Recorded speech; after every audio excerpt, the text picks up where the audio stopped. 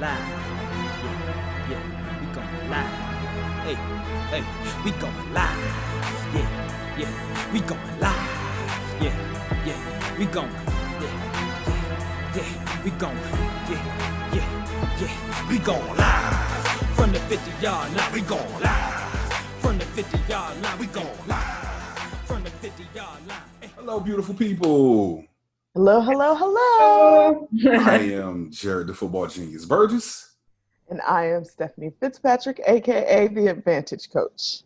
And we have a guest that's not a guest. Not a guest at all. Family people, It's no family. longer a guest. Yeah, she get the same treatment Cord gets. Like, Right? They've been on the same amount of times. Yep. Hello, everybody. How y'all doing? Welcome, Jamia Bird, back to the show. Yes, excited. Thanks for having me. We did this last week. Yo, let's get Jamia on the podcast. That's right. And thank you so much, because like you had less than a week's notice? Yeah. Well, about a week. I think it was a week. We talked last week. She was like, "Can you be on the show?" I said, "You don't even have to talk all the time." So yeah. You don't have to even ask me that. Whatever you guys need, I'm always here. So we appreciate that. No, we do. Same here. Like real talk. Of course, we're business partners, so I kind of gotta be there. Right. By default. And I'm family, so whatever. That's right. Anytime we call on Jarrett, like, hey, we need a panelist. Okay, I'm there. Okay, right, exactly. Exactly. All right, y'all. All right. Who's really right? Now, with this who's really right, so we had the meeting on Monday. For those of you who are listening and watching, it is now Friday. The playoffs, the NBA playoffs, look a lot different today than it did on Monday when we had it does, whatever. So let me break down out who's really right. So when we did this on Monday, the question was, are the NBA playoffs turned upside down right now? And since they are, or since some they're of us not, they are, is there a dominant team, and who do you think the dominant team is? Okay. And I still feel like that's a valid question, the first one. I mean, it's not over. I mean, essentially, but it's not. The upside down part. Yes. So Stephanie, you can start it off. Yeah. Do you think that the NBA playoffs are turned upside down right now? Well, I think you just answered the question. Just because in the last 4 days we've seen the teams that are kind of expected to win have stepped up their game a little bit. But when we had this meeting on Monday, I was suspect because I was like, wait a minute. Because honestly, I would expect, like, the East is not the same, but the West, I'm expecting to see the Clippers and the Lakers. That's just what I'm expecting to see, right? Yeah. But at the time we had our meeting on Monday, it was like, wait a minute. Like, the Clippers was looking like 1-1. Like, wait a minute, what is happening over here? And the Lakers was 1-1. I think at that point I was like, well, what is happening? Like, well, I think even at that time, you had still felt like the Bucks losing to the Heat was such an upset. Yeah. Yeah, that was, I mean, from the East Side, that was really like, that was really the big upside down for me. Like, because I fully expected the Bucks to dominate the East. Yeah. But honestly, even before Giannis was hurt, I don't even know that would have really made a difference at that point. Because he wasn't getting the support he needed. Right. It's like they showed a stat on like that game the first game he didn't play in after he got hurt. And it was something so crazy, like that they had scored so many more points collectively without him than they had with him. Yeah. And I think that's a testament to them leaning on him too much. Yeah. Yeah. And so but then you couldn't keep that up. You know what I mean? Like you just couldn't. Yeah. He was that missing piece ultimately that caused them to be destroyed. So I want to tap into that in a moment, but Jamie, I want to hear what you guys say about this. Yeah, I was so when you said that Monday to Friday looks so different. Yeah. I think the West is going to turn out how we expected. The Lakers were a little shaky there at first, but they're gonna beat Houston. I mean, last night was just they played 45 good minutes. but yeah, with the Bucks, I was a little surprised, but I'm a Jimmy Butler fan, so and I love Jimmy Butler, and the Heat Me too. just take on his persona, like they take on that crazy, huh? They take on crazy. No, they take on that grittiness. I think they should have swept them though. Like I was a little disappointed that they didn't win Game 4 because I felt like they had them.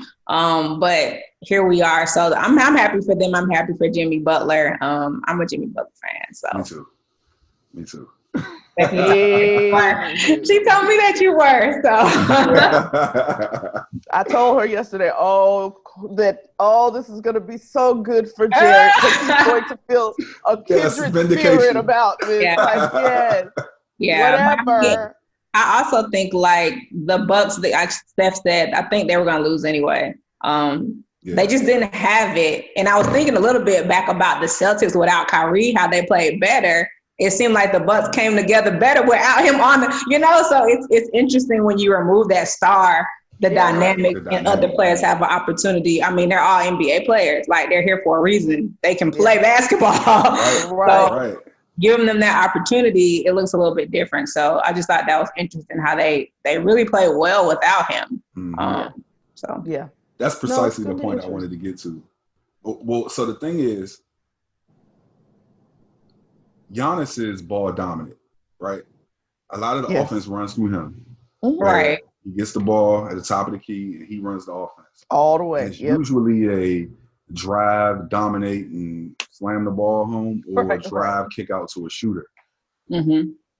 And what we've seen in the last two playoffs, this, exit from the Heat and the exit last year from the Raptors, is that does not work in the playoffs.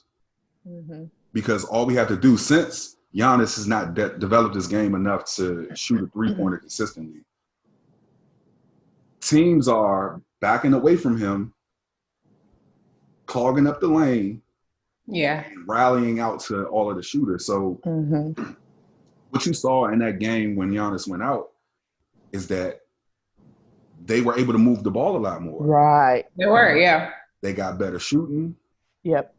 Chris Middleton played a lot better. Oh my gosh, he was a beast that game. Lights out. I won't go so far as to say that they're a better team without Giannis, but I will say that they are less predictable. And that's good. That coupled with the Heat probably taking their foot off the gas because Giannis wasn't there was the reason why they did win that game. Because I wanted them to sweep too. Because like you said, I'm a Jimmy Butler fan. I just love how scrappy that team is. And I called this. I feel like it was a few months ago. I said, if the Heat end up playing the Bucks, that I don't know what might happen during that series. I'm taking the Heat. Yeah. And I think that last year, I talked about how the Raptors created the blueprint last year. Mm-hmm. And so I didn't think that, the playoffs were turned upside down by that. Now, the Lakers did make me a little nervous because I thought that they were going to get the better of, the Rockets were going to get the better of the Lakers with the small ball. Small ball, man. But they can't do nothing with AD. They can't. Period. They when AD comes like he want to play, like. Well, him and LeBron. I think they showed up. Their game up. Yeah. Yeah. Like last night he showed up, but some nights you like get off of the free throw line, get on that block. Yes. Like, come on, get inside. Dude, come The man who's on. guarding you is 6'4". I was gonna say it's the most mismatch I've ever seen. Right. Like, what Are is you this? 6'12"? What is happening? 6'12".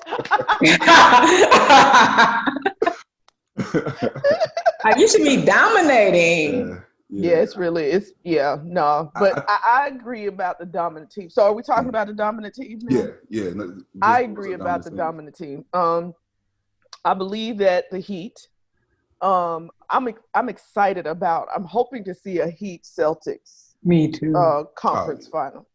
And I'm excited. That'll be a much better series to me than the Heat and the Raptors. But those two teams in the East, and then the Lakers and the Clippers in the West. Now, if we see that, what team you taking? For the win? For what? The Eastern Conference Finals? The East Conference. I don't know. If Gordon Hayward comes back, I don't know. I don't know. They didn't talk about this. I don't know. He was real Celtic-centric. If Gordon Hayward comes back, then I don't know. I mean, they're going to get a Heat a run for their money. Whatever Jimmy Butler can. Whatever. So y'all that are listening can't see his face, and he's looking at me like, what? Yeah, no, whatever Jimmy Butler fan. I said it. What about you, Jamia? I'm taking Lakers, Clippers, of course, and then I want to see the Celtics and the Heat. I'm riding LeBron all the way. I'm gonna ride the Heat. I'm gonna stay on that underdog train. Like I'm gonna stay there. You know, like it's gonna be good. It's gonna go 6 or 7. Both of those gonna go 6 or 7. I think it's gonna be really, really, really good basketball, and I think we're gonna enjoy it. Like it's getting good now. Like the playoffs are getting good. That Celtic Raptors game, yes. The best basketball game I've seen in the bubble. Period. Like, that was a dog fight. It was they were exhausted. They left everything. Yeah. Both teams left everything on the court. I was texting with Jarrett. I said, "Oh, this is gonna be bad. If they don't win right here, this game 7 is gonna be like a geriatric." It's gonna be crazy tonight. Everybody gonna be spent tonight. Like, what do you have? Right. And then they only have a day off. Like, you know, like that's weird. They're used to a little practice. And they practice on the day off. Yeah, so it's crazy. Like, I don't know. They're not traveling, but that turnaround is quick. Yeah, it is. It's real quick. It's like literally being in the AAU tournament. That's right. It's basketball. Yep. That's all you can do. Jimmy Butler better go give him a couple lattes. Right. Well, he can make them in his room, so it's okay. Selling coffee. You crazy. All right, y'all. Let's move on to this Djokovic situation. We both was like, Now, it looks like we talked about this being who's really right, Jamia, right? Okay. And I feel like we knew that you would be on board with this as well. Okay. Because I don't get it. Like, where did this rule come from? And why? Like, so for those of you who are listening, Novak Djokovic, who was a tennis player, was in the U.S. Open. Number one tennis player. Favorite to win it. Yes. And he was on a streak of wins. He got a little upset and he hit his tennis ball and it accidentally hit a line judge.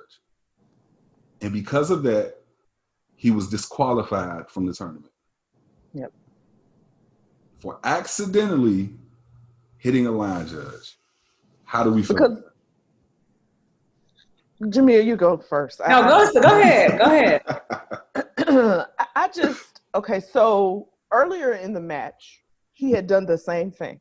Right. He was frustrated and he just took a ball and he just smacked it across. It went like across the net a little bit and hit the wall.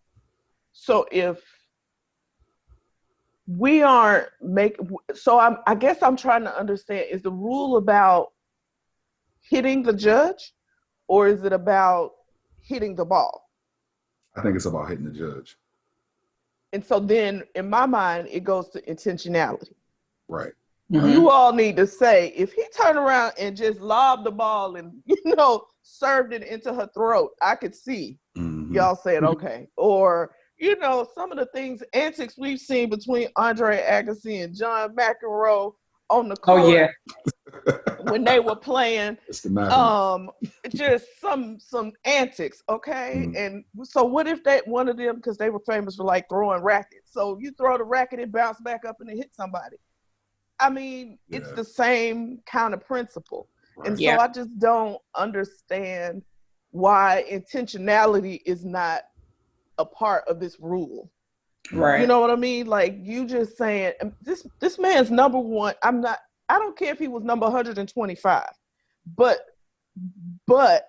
if he was 125 and he was in a heated match, and it was potentially a win for him, I feel like you're taking away the opportunity for his fate and putting fate in your own hand. And that's not fair. Right. If you incorporate intentionality into this. Yeah. That's all. Her face was priceless, though. I have to say that. When she was looking at him like, I want to bust you with a ball. She was like, bruh, look. And I think I was listening to like a bunch of commentary about it. I think it was because it hit her in the throat. And that was more like, because if it hit her in the leg, like, you know what I'm saying? But like the fact that she was knocked down off of her feet. Yeah. I think that, because it looked more traumatic than it was, because the lady was okay. She didn't have to go to the hospital. So she was fine. But that initial shock of like, whoa, like she literally leaves her feet and hits the ground. So I think that may be because intentionality wasn't taken into consideration, looking at her like, whoa, like you just knocked this lady down, And he's pleading like, well, she didn't have to go to the hospital. Like she's fine, like she's okay. So I think it's because of where it hit her. I think if it hits her in the leg and she stays on her feet, I think they keep playing, I don't know. Well, how about you just tell people to stop having temper tantrums on the court, and then we won't have these issues. Yeah, because I've seen people smash their racket and go get another one. Like, exactly. So if the thing is, right, I don't have a problem with him being penalized for this, right? Because I do understand, even in your temper tantrum, like, even if you accidentally hurt somebody, you still hurt them. Like, and it was in the middle of you having this absolutely. But I also feel like the punishment should fit the crime. Him being penalized by being ejected from the entire tournament is overkill. It is. Fine him $15,000 or some total of his purse. Yeah. And if the lady got to have like some medical bills paid for it, right? Like, absolutely. And I feel like that's fair. But to kick him out of the tournament, overkill. And he got fined $270,000. I was gonna say he got fined like over $100,000. Yeah. Yes, Jarrett. Come on. Yes. Y'all over the top. Yes, you're over the top. This man did not turn around and haul off and try to hit. And as soon as he hits it, he's like, whoa, no. Like you can see. Like, like as soon as it hit her, he was like, oh my God, I did not mean to do that. Yeah. So for me, that's the problem. Like, y'all overkill. I'm with you, Jarrett. It's overkill. Yeah. This was overkill. Archaic. It's archaic. And I'm willing to bet that they probably put it in for somebody like a Mr. John McEnroe. So probably all of his antics. He had plenty back in the day. He had plenty back in the day. Listen. But either way, this was overkill. That was overkill. Agreed. See, we're all on the same page. Yeah. This would have been a who's really right. No, who's really right here. Right. All right. How do we feel about like this number of positive cases in NCAA football with the season just beginning? We're all just taking deep breaths over here. I think we're all in agreement with this one too. Yeah. How do we feel about that? Because this kind of came up, Stephanie, because we saw that the University of Tennessee had to cancel their scrimmage because 44 of their players were unavailable. Yep. And for those of you who don't know, a college team typically has about 120 players.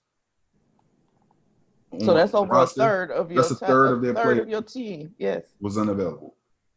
Because not all of them were positive cases, but they were. If you were contact traced to have been around a person that was positive, then you had to be quarantined as well. So that's the scary part of this whole thing. Is like as soon as one person has it, which y'all being in such close proximity of each other, boom, that's everybody. Like y'all all got to be gone, done. Right. Yeah, it's just it. It's funny, Jarrett texted me in the middle of the game last night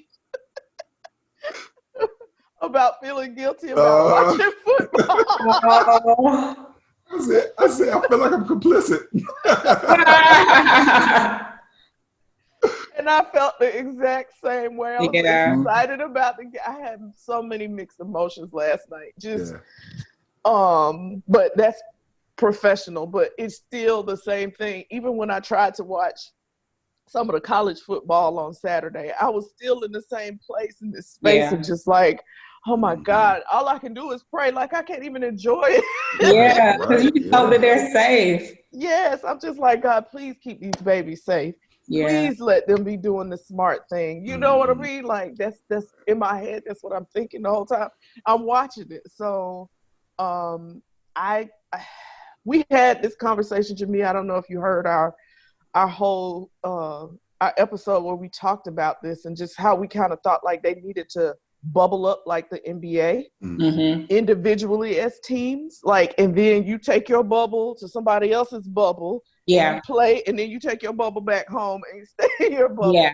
Like, that was kind of if you're going to have you need a traveling bubble but it need to be the same people around each other, just like in the NBA thing. Yeah. So at this point, it's like I'm waiting on the shoe to drop. Yeah. I am. I'm waiting on the shoe to drop. Like, when are we going to see, like, the real, like, ramifications of this, y'all just going forward and playing sport anyway? And now the Big Ten is going to play. Yeah. Oh, they came back and said they're going to play. I mean, when your president get his nose all up in your business. Yeah. He got some problems of his own. But he's Teflon. Anyway, we're not talking about it. No. So anyway. I'm on back. Go ahead, Jamie. I'm sorry. Yeah. I don't know. Like it's. I was looking yesterday. So Oklahoma State, Tulsa canceled, TCU, SMU canceled, Temple Navy moved their game. And this is Louisiana Tech Baylor postponed. Yeah. That's all just for this weekend, pretty much. This weekend, or in the next like 2 or 3 weeks, right? So it's like, what's going to be the recourse? And now we're playing, okay, you play conference only, but you're still traveling and you're still coming back to your campus. You're going to another camp. You know, there's I don't know how it can be done, even in the NFL too, without a bubble, because everyone's going to be around their normal people or whoever, and then come into, contact with their teammates on a daily basis. And I get the distancing when you're there and things like that. But football, when you line up to snap the ball, you're like this close. So I'm like, how are we? What is going to happen? And I know they're doing aggressive testing, testing players 2 or 3 times a week, things like that. But I don't know how we can keep this up for the next 10, 11, 12 weeks. I don't see it. I don't know. No. Without, like Stephanie said, like something dramatic and catastrophic happening. Everybody got the helmet on that's got a thing like Andy Reid. Oh, you saw that last night?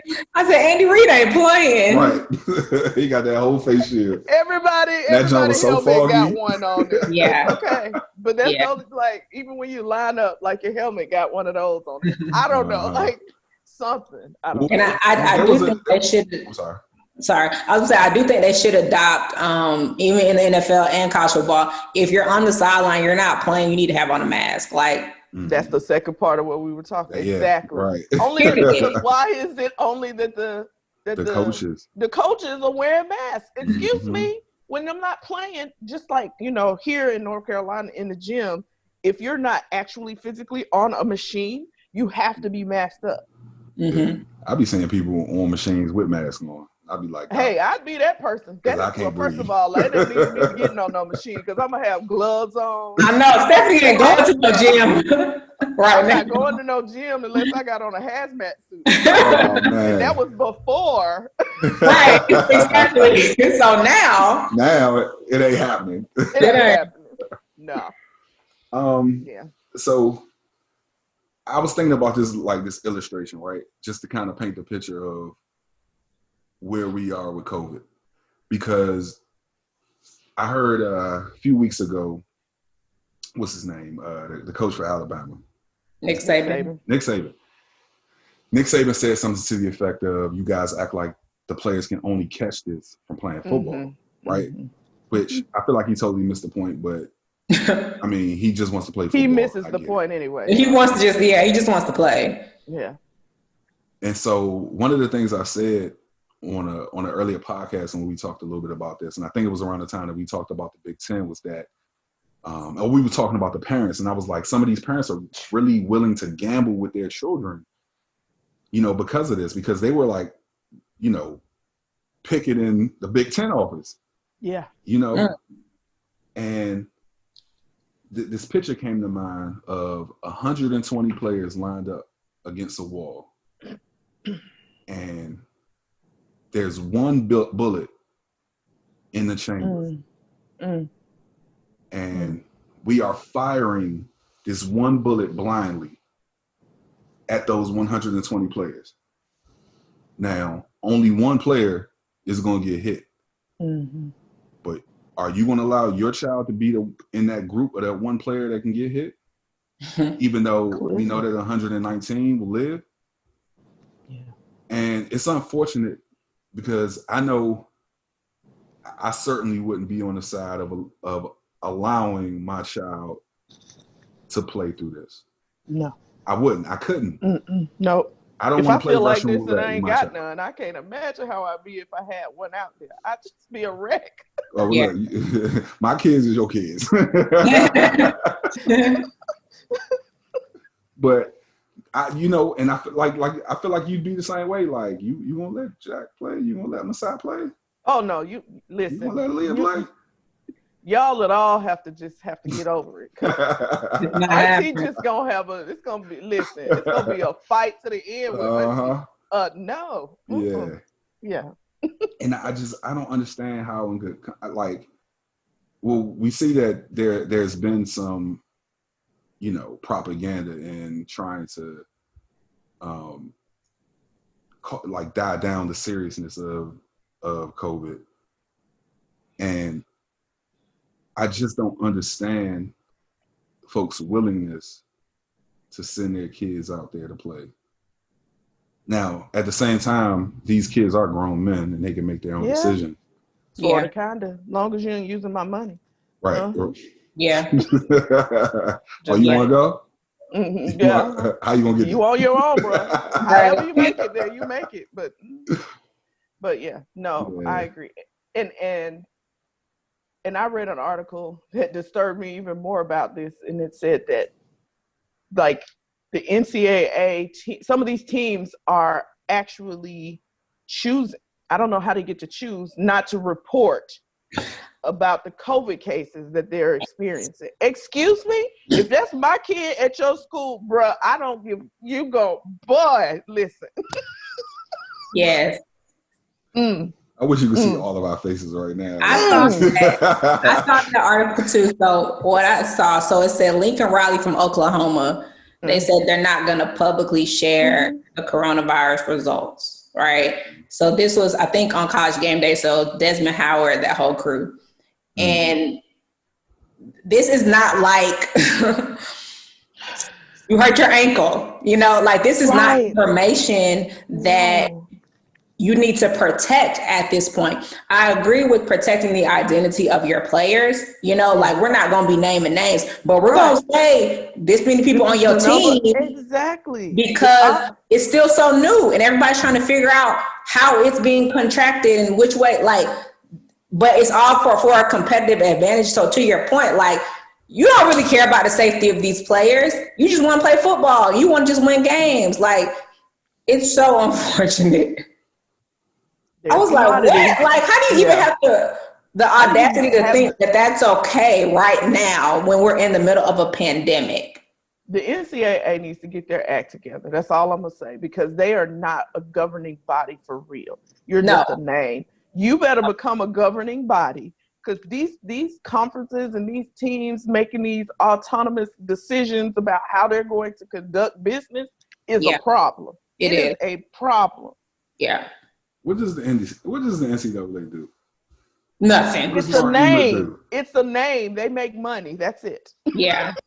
It's a name and they make money. I didn't realize until like this happened that really they don't do anything, because all the conferences had the autonomy to decide if they were going to play football or not. This is not in football, this is not a NCAA thing. So the Big Ten can do what they want to do, ACC do what they want to do, SEC do what they want to do. And crazy. So at the beginning, no one was doing nothing. So we didn't know what was going to happen. And even now, everyone's doing different things. Mm-hmm. And it's like, this is not effective at all. We had this conversation. This is what we talked about last week on the podcast. It's not. It just doesn't make any sense. How do you have a championship when everybody not playing at the same time? Mm-hmm. I don't even understand what that means. Like, what does that mean? So, yeah, this is, don't get my blood pressure up this morning about these babies.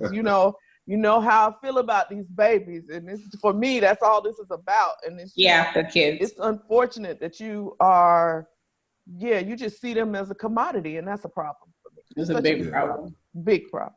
Well, the NFL isn't much better. And we just spoke about it, kind of about Andy Reid having that face shield on, and the players are face to face, Jamia. They're face to face, like the offensive and defensive line. And when you make a tackle, even if you were safety, like you are in close proximity to other players. Yeah. And so all it takes is one person, because y'all not making them stay on a campus or stay together. Exactly. One person going somewhere, contracting it from somebody else. Now your whole team is probably contaminated because you got that one person, because you're not controlling where they go when they're not playing football.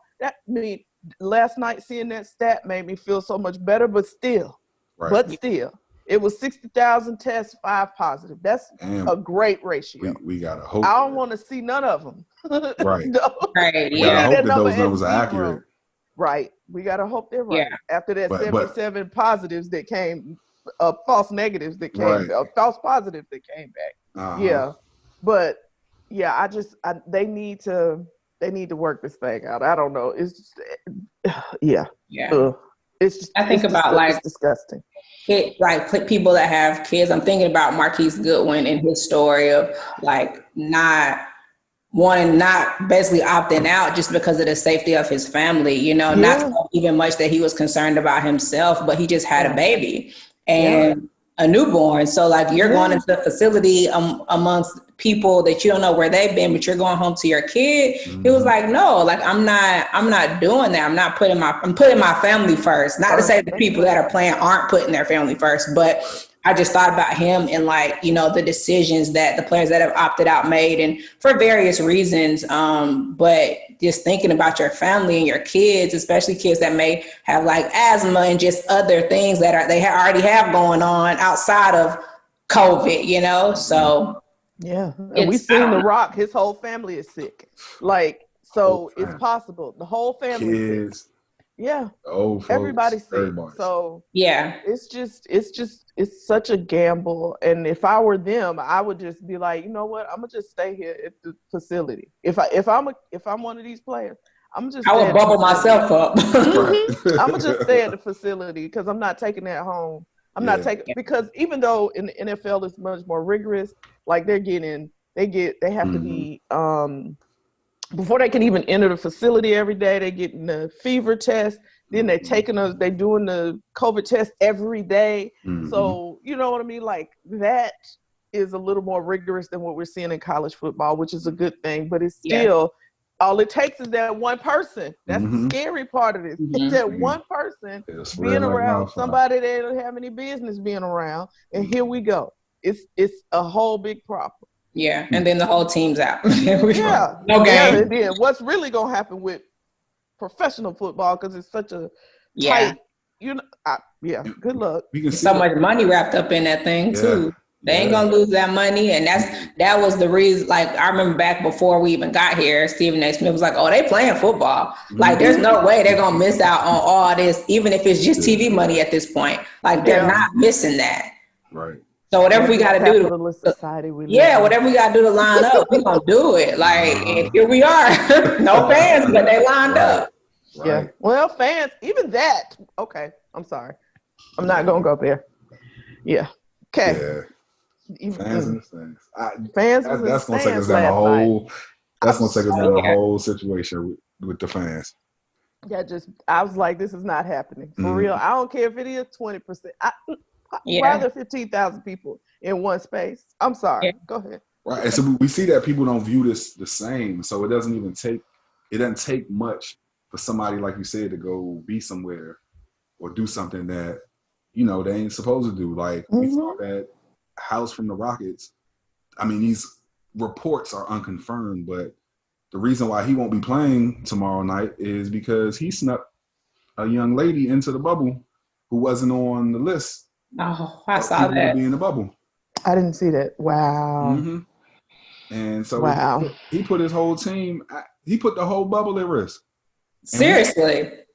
I'm telling you what, women don't understand their power. Lou Will out here going to get lemon pepper wings when he's supposed to be at funerals. They called the Lou Will lemon peppers. It don't matter. I know, right? He wasn't there for no Lou Will lemon peppers. He was not there for no wings. Trust and believe. He was not there for a wang. I promise you. Yeah, no, I've been to Magic City. He ain't go there for the wings. Hey. He was not there for wings are good. So, okay, well, I would never eat them, but okay. So on the flip side of this thing, and this takes us into our mental health moment. The flip side of this thing is that some of these people, in the NFL and the NCAA, they're able to go home every day. Yeah. And we saw a few weeks ago with Paul George, he received a lot of criticism for his performance, and he wasn't playing that well, and he kind of put the bullseye on his back a little bit with the whole playoff P thing, giving himself a nickname. But people don't understand what these players are going through, because a lot of the times we see these games and we see them as basketball players, and it's hard to see them as anything else. Yeah, these guys are men, they're family men, they are brothers, husbands, sons, and they deal with stuff just like we deal with stuff. And I think it was very important that he came out and spoke about mental health in the way that he did, because we would have just attributed his bad play to him not being a primetime player or a playoff performer or something like that. And I like the quote that he gave. He said, "I underestimated mental health, honestly." And he realized that since being in the bubble, he had been dealing with some anxiety and depression. And it's kind of a thing that we've seen with these mental health moments that we've been doing. Yeah. That depression, anxiety are prevalent in, sports. And just sports in general, like you said. And he was talking about games 2, 3, and 4 of the previous matchup when they were playing who were they playing? Oh gosh, wait. I know, right?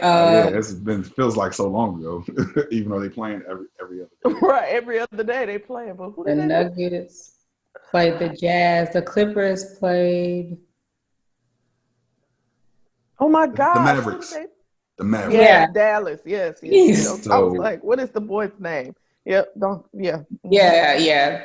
He talked about games 2, 3, and 4 of that series, and that's when he received a lot of that criticism because people were saying that he just didn't play well. He said, I just wasn't here. I was checked out for games 2, 3, and 4. Yeah. And, you know, we expect players to overcome that. But what happens if they can't? Right. I don't know what they have in the bubble, but who's he supposed to go talk to about this? Right. A lot of the times you can't talk to your teammates because, Jameer, I'm sure you know this. Well, you would know it too, Stephanie, because you've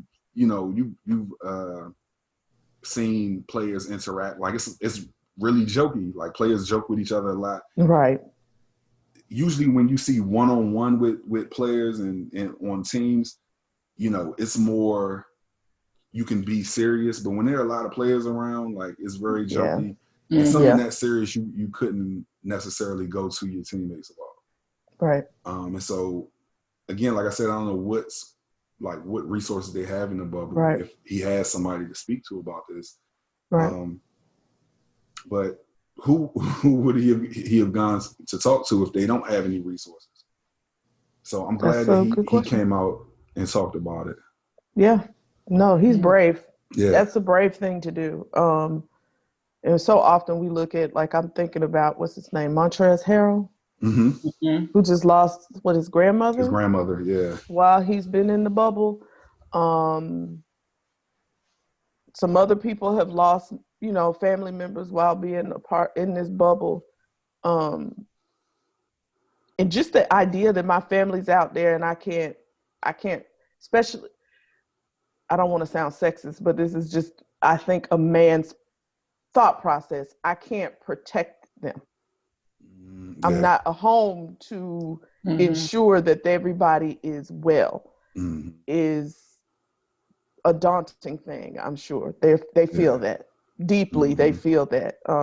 You know, I joke all the time about the fact that, man, I'm so glad. I joke and said, I'm glad they let these men's wives and girlfriends in the bubble because I'm sure they've just been like, we in prison.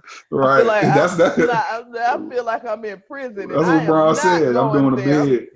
Yeah. I'm not about to go there. So, you know what I'm saying? So I just feel like, you know, he was really brave to be, and I'm sure that he's received privately a lot of other players saying to him, man, thank you for saying that. I thought I was by myself. Yeah. So him being brave enough to say that has probably opened some doors and windows that I hope, whether they had other people in the bubble that they could talk to, like you said, Jarrett, or not, now they have each other. Yeah. He's opened a door for them to be able to have those conversations amongst themselves to say, man, I'm glad I ain't the only one. Yeah. Okay. Yeah. All right, on to the real. Okay, you know how I am with names, so just go ahead, Jerry. Nastia Lukin. Okay, we're gonna go with that. Yeah. It's Nastia Lukin. Thank you. I'm horrible when it comes to saying people's names. So Nastia Lukin is our on to the real today. She's a U.S. Olympic gold medalist. Actually, she was she won 5 medals, including the best all around in 2008 in the Olympics. And that was tied for the most in a non-boycott year for the Olympics. Oh, wow. And and she won like 9 medals at the World. She's a beast, okay? But she and her husband, they created an app for hopefuls for the Olympics, so people who hope to go to the Olympics, to connect them with mentors and role models. And I thought that was a really good idea. Good business ideas are always those areas where you see a gap or you see a need and you fill it. Yeah. And so this was a great, and I love it that she did it in a way that it could be universal. Anybody from anywhere could use it. It's an app. It's not a where you got to call us and we match it. It's an app that just does everything. And so I think that she used her platform in a wonderful way, because people are probably she doesn't have an issue finding mentors for these people. You know what I mean? Because she's an Olympic star. So I think that this was really cool. I just thought it was really good. I'm a proponent of people having mentors. Yeah, definitely. I'm a proponent of people having mentors. So I thought it was a really cool idea. And we all, whether we're athletes or not, we've seen, I'm sure on some level, the amount of stress that an Olympic athlete has on them, or somebody who wants to try to become an Olympic athlete. Right. The amount of pressure and stress that they're under. So having somebody to, help you navigate that is critical to success. So I think this is amazing. It's called, what is it? Grinder. Oh, nice. Mm-hmm. So I thought it was pretty cool. Yeah. Shout out to her and her husband, because that's really unsurprising. And I don't know how much they may have made from that, but I can imagine that. Yeah. Doing something like that, you had to make a little bit of money. Oh, yeah. Because you feel the gap.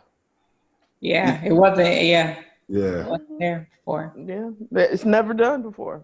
Hey, listen, anytime you can invent a wheel, you're getting paid for it, right? Because most people are reinventing the wheel. Right. When you invent a wheel, you're going to get paid for it. So good for them. Yeah. All right. Feel good final thought? Yeah. All right. So our voice matters. Yeah. And so I don't know if he is intentionally the face of this thing, or if we've kind of just made him be the face of it because he spoke about it more often. But Trevor Lawrence was on one of those ESPN shows talking about the 5-step plan that they are proposing for college athletes or college football players. Yeah. And it's basically that all of the making sure all of the players get registered to vote. That in itself is enough. If you do that, and they Well, the second one is the one, because we can register to vote. I know. I guess I've only lived through one election while in college. Mm-hmm. But I know we ain't had that day off. But making that available to vote. Yeah. So one of the parts of that plan is actually getting that day off to make sure they all get to their whatever site they're at to actually vote. Yeah. I know. I had to travel from, for those That's of you what I was gonna ask. Yeah. For those of you who know DC, I had to travel. I didn't have a car at this time. It was 2004. Didn't have my car yet. I had to travel from Northwest DC, uptown, all the way to Southeast to vote in 2004. Yeah. See, now that's going to be the hint. That's the hiccup. Yeah. Because that's what I was going to ask. Because you're supposed to register to vote where you live.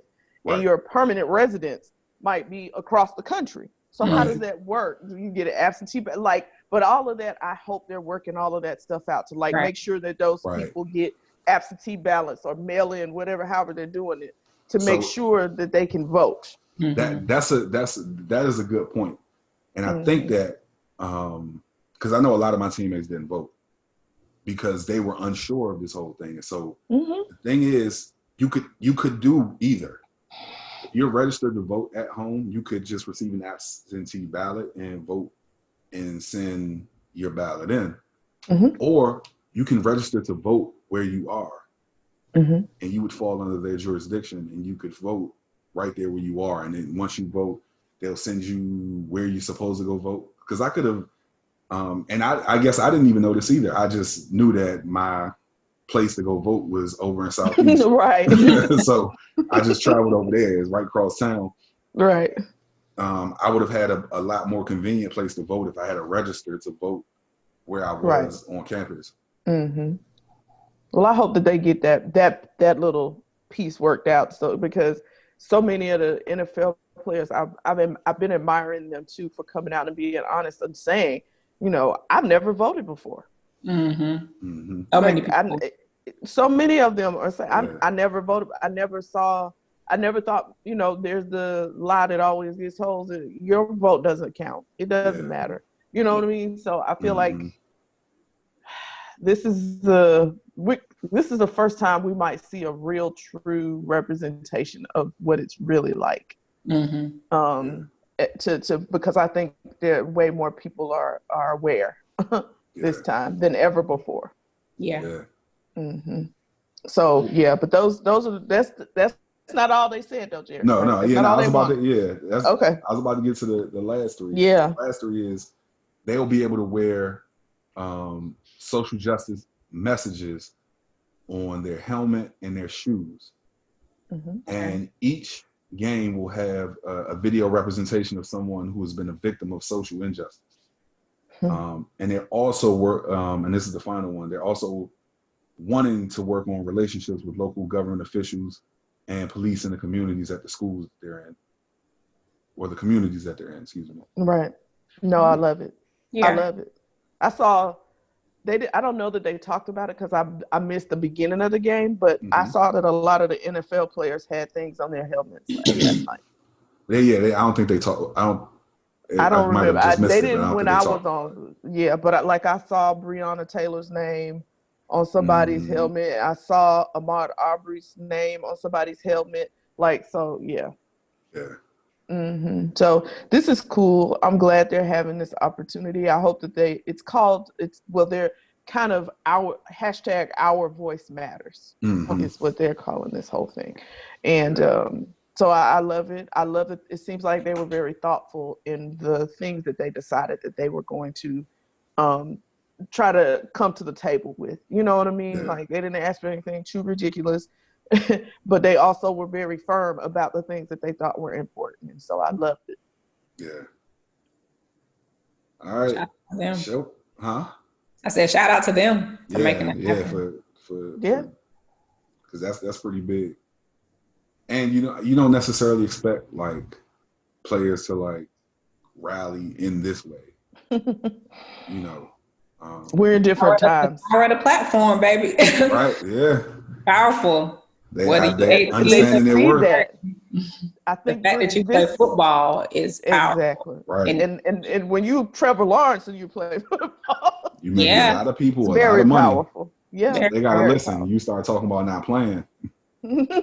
Right. Folks gotta listen. You're a little disgruntled. Hold up now. Wait a minute. Big fat. No, I think it's a great thing, and I'm proud of them for, we know when we first started talking with the other people that we were talking about trying to give them a voice for this very reason, that this was what we were looking for. And so to see them come forth and do this on their own was amazing. Loved it. Fantastic. Yeah. So, okay. All right, y'all. Show picks. What y'all watching? What y'all watching? So I got two movies real quick. The Old Guard. Fantastic. Okay, so don't watch this if you don't like gore. Oh gosh. This is no, for real though. It's very graphic, but it was a really good movie. Love Charlize Theron. She is the bomb. Yes. Yeah. And so this is a really good kind of mystical sci-fi type action movie about a group of people who are indestructible. And they secretly live amongst us. Wow. Yeah. So it's pretty cool. That's intriguing right there. Oh yeah. Even with the gore, I might watch it. Yeah, no. I mean, it's not. If you watch John Wick, you can watch this. It's not, that's what I mean, though. Like John Wick shot everybody in the head. You know? And the other one is The Sleepover, which is a little more lighthearted, but it's very funny. Very funny. It's a movie about a typical suburban family who has no idea that the mom is a spy. Okay. Okay. And so it's really funny. Hilarious, in fact. So oh man. Sleepover. Yeah. Just Sleepover. All right, Jamila, what you watching? I mean, I'm watching a bunch of basketball right now. But shout out to Netflix for like the Black representation, you know? So as I'm working at home throughout the day, like I'll watch like Sister and The Game. So I've been enjoying your show. Look, he just finished watching The Game. Oh my gosh. I hope they release the other seasons because it's like it stops at like Hulu. Oh, okay. Because I was like, I want to see the new Melanie and the new Derek. But so I've been enjoying that. I started Sister from the beginning. So you watched it, but you forget. You be like, oh my God, that was funny. Yeah. And just looking at like how they were back then. So it's a little nostalgia. So like that's my like lunchtime show. I'll watch like an episode of Sister and go back to work. But I'm enjoying those old shows. I watched Moesha a couple weeks ago. So it's been cool. Yeah, good stuff. I didn't have one at first when we did this. Okay. I have one now, but honestly, I didn't even watch it all because I fall asleep at like 9 o'clock. I was just gonna say you fell asleep. I know that. I fell asleep on it. I'm gonna send you a video of yourself in a minute. Okay. But so I started watching the Breonna Taylor documentary on Hulu. Mm-hmm. Okay. And watching it, you'll definitely get upset. That's why I won't. What you see in the media doesn't even cover the half of what these police officers went through to cover up this story. And just the part that I did see was just despicable. I think everybody involved needs to go to jail. Yeah, because they were like, they thought that just firing the one that was in charge was gonna be enough. No. This thing is a whole lot deeper than what's being reported. Yeah, no. You didn't appease anybody by firing him. No. Yeah. So, wow. Okay. All right, y'all. We at the end of another one.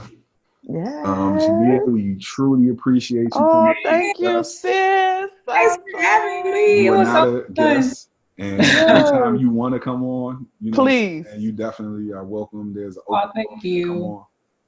Come on. Listen, you need us to send you every week's thing, so you can be like, "Oh, this one I want to get in." Yeah. Let's tag her in there. Especially when those NBA finals come around, I'm gonna be. Listen, we got you. You on? Yeah. Let's make it happen. It's about to get good. Yeah. So, all right. But if you guys want to contact us, certainly hit us up on Twitter at Fields, the number 2, the real P1. You can hit us up on IG at Field, the number 2, the real podcast. Please go follow us or subscribe to our page on YouTube, Field to the Real Podcast. You can shoot us an email at Field the number 2, the real Field the number 2, the real podcast at gmail.com. The numbers in the I know. That's why I let you do this. You notice I have nothing to say. But certainly, please go. We love feedback. You want to let us know something if we was wrong about something, because y'all like to tell me when I be wrong about stuff. Like, you can certainly reach out. I have figured out a little bit on Twitter, so I'm able to do like polls and stuff now. So go follow us on Twitter, please. It's this one is not as long as the rest of them. It's at Field the number 2, the real P1. And we just thank you guys for continuing to listen and continuing to support. And we appreciate you all. Check out Pep Talks too. Yes, check out our Pep Talks. Pep Talk. And any high school athletes out there, high school coaches out there, listen, New Breed Works. That's what Jamia and I do together. I'm sorry, Jamia. Go ahead. Yeah. Go ahead, Jamia. Give them, run the plug, baby. Go ahead. All righty. So attention all high school coaches. If you coach high school sports, we are looking to work with your student athletes. We have created a web series called Crafting Champions web series, where we will go through life skills, academic advising, attack socially relevant content. It's a virtual series, so we're looking to come where you are. We're in quarantine land still, so it's totally virtual, but please reach out to us. We would love to work with you and your team or your whole athletic program. You can reach us at info@newbreedworks.com. That's info@newbreedworks.com, and we'll get back to you. We'll set up a Zoom call. We'll go over everything. We have an awesome curriculum. We're going to be able to bring in former and current athletes as well, people from different disciplines. It's just so great. So we have created it to meet the student athletes' needs. So please, please, please reach out to us. We would love to work with you. Yeah. Hey, some of my former teammates, y'all listen to this podcast. I'm going to just call y'all by name. Sean Wolford, Charlie Richards. Y'all are high school coaches. Like, reach out. Reach out to Jamia. Like, I'm going to be a part of it regardless. So reach out. You know what I'm saying? And New Breed Works for high school students is amazing. I've seen it up in action. Like I said, I'm going to be a part of it. Like, yeah, by default. But, absolutely. So you took Travis Harmon, all y'all who are high school coaches who I know listen to this podcast, like definitely reach out to Jamia. What she has to offer for high school students is unparalleled out here. So please reach out. All right. As always, we got to end this podcast now. As always, we love you guys. Thank you for supporting. Peace.